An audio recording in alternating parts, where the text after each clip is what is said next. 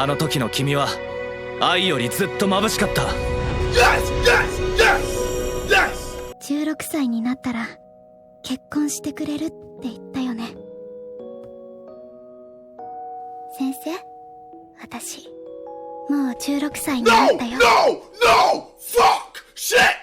Hoshino, yes, the same Hoshino. That first episode was so good it snatched Full Metal Alchemist Brotherhood's chain on my anime list. But to be honest, that's not even a crazy feat no more. Shout out Freerin. Release the Steel Ball Run episodes Netflix. Now, if you've been watching me for a minute, you know I've given this show its props. It's so good I've even considered putting it in my top 10, but it's not better than Link Click. And apparently the ending for the series is so dookie, but I refuse to believe that, because this was the best season by far. Now off the rip, one thing I really appreciate about this season is that the time advances. It's been 6 months since we last seen these guys, and by the end of the season it will have been a whole year since the events of the end of season 2, which means there's a lot of changes. Aqua, as we know, lost his motivation because he was at peace, and now he's dating Akane. Ruby has the black star eyes, now she moving different, and because of that they got hella motion now. b-komaichi got 20 million views on a music video and damn near 400k on YouTube, bro. Come on, bro, I'm starving, man. Let me touch that too. The kana stocks, guys, are at an all-time low because after getting with Akane, Aqua decides to just ghost Kana IRL. I'm talking 6 months, no TikToks, no Instagram Reels, no nothing, no text message, no FaceTime, not even an in-person interaction. But in reality, this isn't because Aqua is so devoted to Akane, it's because he's actually down bad for her. The kana stocks are alive! Apparently Akane is aware of Aqua's feelings for Kana, but she don't give a fuck. Well, it's not really that. It's more like she doesn't want to acknowledge the reason why Aqua would pick her over Kana, so she decides to live ignorantly. And that's okay because he's a really good boyfriend. Aqua 君は私にすごく優しくしてくれてるから、それでいい。 Who gonna tell her that he just giving her the bare minimum, y'all? Shorty, every boyfriend does that! 他の女と浮気したら絶対殺す。 That's how I like my woman, man. Bad and crazy. Akane's plot this season is really interesting because we all know that she was able to crack the code that Aqua's dad is alive and Aqua's just doing this because subconsciously this is all he ever wanted. And she's like, okay, I'll let Aqua live obliviously because this is what she thinks is best for him. And I'm not gonna lie, it is what's best for him. But at the same time, as a romantic partner, you shouldn't be the one who decides and withhold information because that's the version of, you know, y'all know what I'm saying, bro. That's just not, that's kind of toxic. Like, just let the nigga choose how you want to live his life for real, bruh. She ends up going to this award show and she sees someone who looks very familiar to Aqua. So she begins to go down the deep end because in the after party, this one guy pointed out the star eyes that Ruby and I have and was like, we used to have something like that back in the day. And that's when Aqua's biggest fears come to light. She finds out who Aqua's dad is. Hikaru Kamiki. And the reason why they kept Ai's pregnancy private, because he was a 15-year-old middle schooler when he impregnated Ai. Now, let's be honest. Is this really that crazy? Like, it's a 1-year age gap, my nigga. The crazy part is that the guy that Aqua did the DNA test with and they shared blood last season, the only way he could have been born is if Hikaru got a girl pregnant when he was 11. And I'm gonna keep it a buck, no 11-year-old is thinking about cracking bad hoes, so he probably got... It was treating that boy Hikaru like Justin Bieber. If you know, you know. This industry is cut. But I gotta give it to Akane, man. She really does love Aqua since she decides to keep this info to herself and conduct an investigation on Hikaru on her own. But for majority of the season, Aqua is kind of a side character and Ruby basically takes the spotlight as the manipulative twin. Like, she was dead ass moving like season 1 Aqua. First thing she did was manipulate her way into being on a show with Aqua. And then after getting in this show, she wasn't finished. She purposely pretended to act like she's attracted to this sherp ass Deku looking assistant director just to move up in the industry. I feel bad for bro. He really thought he was like that, but nah, just another nigga who got played by a bad bitch. And oh my god, I forgot how much I love how this show looks. This sequence that played in episode 1, I thought this was the opening. I was so surprised when I played the next one and saw a completely different sequence. She ends up kind of becoming the reporter for this show that she's on with Aqua, and one of the upcoming episodes is a cosplaying special. And when it comes to cosplay, you always have to be aware of copyright because you don't want to get hit with that Nintendo copyright strike special. So while the assistant director is stressing his ass off trying to find 10 cosplayers willing to show themselves on a TV show in only 24 hours because his director threw him under the bus, and it really do be like that sometimes, Ruby sees that this guy is visibly stressed and claims that the creator of Tokyo Blade be moving like 2024 Cardi and declines permission for everything. But we saw the creator of Tokyo Blade last season. As soon as I heard her say this shit, I knew it was cap. And because of this, all the cosplayers who were going to attend the shoot had to come up with new costumes within 24 hours. One of the contestants is essentially an OF model, and I gotta give it to this show, bruh, is really accurate when it comes to knowing how shit goes online. We've all seen them type cosplayers on our Twitter timelines before. Let's just keep it a buck. She essentially ends up getting sexually harassed during the interview, and what does she do? She takes her talents to Twitter. Yep, this show is perfect. In order to make up for this, the director essentially had to do a humiliation ritual and apologize to the OF girl in a female samurai cosplay when he's a grown-ass man with a daughter and a wife. But it turns out my assumptions about Ruby bullshitting the Tokyo Blade mangaka's character were right, since after the Tokyo Blade writer explains copyright laws, no copyright law in the universe is going to stop me! man, shut your bitch ass up, Sonic. It becomes abundantly clear that this whole controversy was staged, and Aqua has played these games before. Since after the shoot, as him and Ruby are walking back home, bro realized that him and Ruby are really siblings after all, since he orchestrated this entire mini arc, the making the AD stressed about Tokyo Blade copyright laws, the getting a girl who has a history of ranting on Twitter, and giving them the script to help combat this controversy was all orchestrated by her, and it worked in her favor since she ends up befriending the director, and after befriending the director, she now has all the industry connects she needs, and she starts blowing up faster than Slayer and Nine Fishes combined and wins Rookie Actress of the Year. Safe to say she's not underground no more. Niggas will have 2 monthly listeners, pop out at Fashion Week, and still be called underground. Boy, if you don't...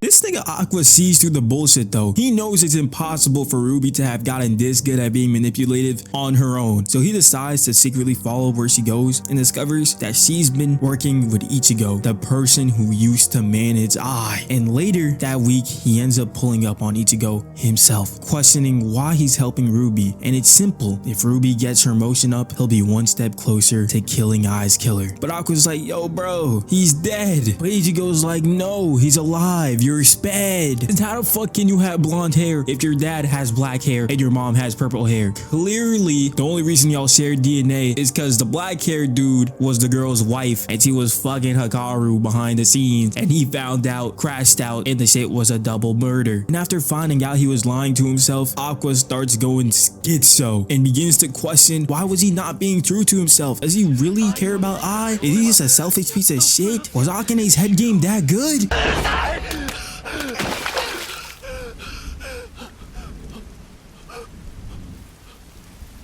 私嫌われるようなことした Those dogs are good. Okay, so we gotta talk about Kana. Ever since she's been ghosted by Aqua, she's begun to question how much she really loves being an idol, because we all know the only reason she became an idol was because Aqua said that she was his idol. She realizes that she really does love acting more than idling and really wants to get another opportunity to make it big again, and desperate times call for desperate measures. This girl is one of her friends. I think she was in season 1. I don't remember. She was irrelevant and puts her on to this one director. Now guys, we all know what Harvey Weinstein was doing, bruh. We know how this goes down. Hoshino has always made it apparent how idols struggle with finding love, because if their relationships are public, fans will judge, and you don't want to have another Ai situation. I mean, just look at the whole Pokemon shit going on. She pushing 30 and calls her obvious boyfriend her neighbor. But Kana's mental is pretty bad here, so I'll give her a pass since she wasn't thinking straight. And after she's done eating with this new director her friend put her on to, he's like, let's go back to the studio. I want to get to know you more. more. You know, my friends are at the stew, Tai said. And when she gets to the crib, ain't nobody there, bro. He got her ass hook, line, and sinker. And the craziest part about this is that he has a wife, but it's one of them we married but open relationship, Tai said, you know, Sneeko getting cut. And bro hits her with the, if you let me hit, I'll give you the world, no Aladdin. And Kana is actually down to do this, but as soon as they're about to start being intimate, she thinks of Aqua and starts breaking down. Are we back? And I gotta give the director his props, bro, because he didn't offend her or anything, bro. He respects consent and he's in an open relationship, so I can't even be mad at him. He thought he was gonna get some play, but instead spent the whole night being a therapist and wasn't bothered. He's a real ass nigga in my books. But turns out that one friend that put Kana on was actually one of bro's luck buddies and got hoed by him, so she called up TMZ. And as soon as Kana left that apartment, they caught her in 4K. The TMZ goon ends up pressing Kana and she froze. She ain't know what to do, so she runs away out of pure panic, leaving her phone behind, and eventually ends up being alone in the same baseball park where Aqua pitched this new dream to her. And this breakdown is very sad, bruh. I really do hate it when Kana doubts herself. She deserves way better. She's the best character in the series, man. At her lowest of lows, she ends up hitting the help me, no Nami. But thankfully, this series isn't written by Oda, and instead Kana realizes that she let herself fall so low and that it's pathetic for her to be relying on another man at her lowest. Now I just need to be She don't give a fuck about no fans. She don't give a fuck about the critics. Okay, what if the story gets published? At the end of the day, she's big Kana and she'll bounce back no matter what. And the whole time, that boy Aqua was watching. And it seems like it's time for him to make his big move. The day he started having panic attacks, after he hit Kana, he deadass was tweaking out in his room. So he decided to call Akane and ask her what he should do. And what she ends up telling him completely changed my view on her, as he tells him, you have to make your own decisions. You a high blue-haired girl. Kana in 7 though, fuck out of here. Just because Kana's back to being her old self doesn't mean the scandal's about to disappear. So how can they combat this scandal? Well, one late night, Aqua asks Ruby, how far are you willing to go to make sure Kana is good? And she says anything. She's her friend, of course, with the white sparkle back. And it was at this moment that Aqua started doing his 2021 Eren Yeager cosplay. Since he decides to pull up on the head of TMZ essentially, is like, yo, I got a bigger story than this kind of one that will shock the world. And this story is the story that I had twins. This nigga deadass shocked the entire world. Hold up, he's back, but job's not finished. Cause while Akane was playing checkers, doing her Sherlock Holmes cosplay, gathering research on Hikaru, Aqua was playing chess. Since on the day that Akane decided that she'll take out Hikaru herself, she ends up getting pushed by one of his goons, and Aqua saves her. But after 5 minutes of cooling down, she realizes like, wait, how the fuck is he here? He don't got school. He not working today. Turns out that Aqua was spying her the whole time. And this convo they end up having is so peak, bro. You gotta watch it for yourself. All Akane ever wanted was to prevent Aqua from walking down a dark path. But in doing this, she started to walk down that path. So by shattering her goal and breaking up with her, Aqua was able to save Akane. The happy times are no more. There's no going back. Hikaru kamiki, you will suffer. Nah, this scene is raw as hell, and this nigga was moving different. I can't lie. Aqua's big plan to get back is to do more than murder his dad. He wants to ruin this nigga's life. And what a better way to do that than by assembling a fucking god squad to release a whole ass movie based on a privately recorded documentary I had been working on. However, not anyone can play I in this film. We need a star. Ah yes, this girl has the sparkle in her, and she's the most popular actress in Japan right now. Perfect.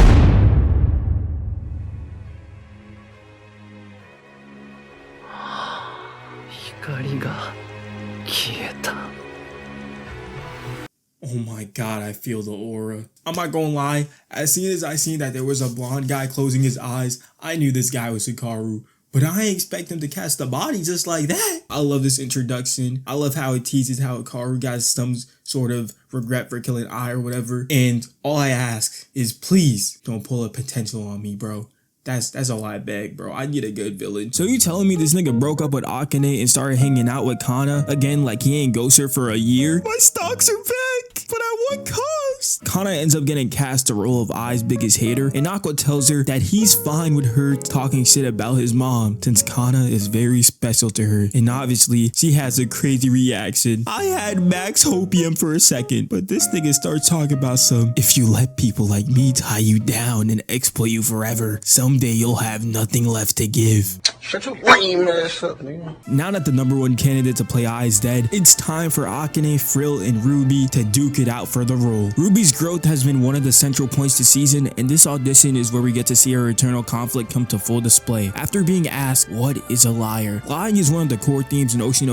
Ai's entire character is built on her lies, and in realizing that her entire existence is built on layers of deception, Ruby acknowledges that her mom's life was one big lie, and that she had followed in her footsteps. Truth be told, deep down, Ruby hates herself. She believes that she curses everyone that loves her, and 私も死にたい。なん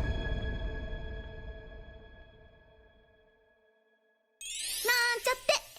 it was at this moment that Ruby had learned that lying is love. Idols lie to fans to maintain their image. Actors lie to embody roles. And friendships can be built on deception. Ruby ends up winning the private audition and securing the lead as playing Ai in the movie, but her struggles don't end here, since Ruby has no idea who she really is. Is she Ruby Hoshino, the daughter of the greatest idol ever, or Sarina Tendouji, the terminally ill girl whose greatest dream was to become an idol like Ai? Is Ruby living her own dream, or is she continuing a narrative that wasn't hers to begin with? The internal struggle ends up causing her to have a panic attack, and that's when Aqua decides to do his big one by helping her not as her brother, but as a sensei that loved her more than her biological mother ever could. And in doing so, she remembers that her dream was never about becoming the perfect idol who would surpass Ai, but instead it was to live fully and express the love she had for Ai to everyone on the big stage. She had been in Ai's shadow for so long that she never realized that back then she shone far brighter than Ai ever did. This nigga Aqua did his biggest one. He puts the burden of bringing down Hikaru on himself, and now everyone he loves is on the path to having a bright future, and in return, he's begun taking the path straight to hell. Kinda like another character that we all glazed in 2020.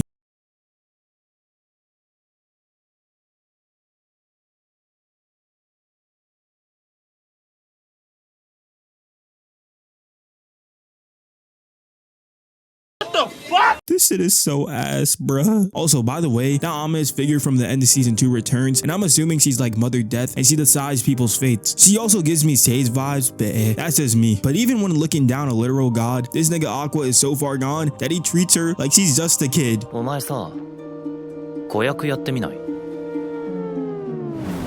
は？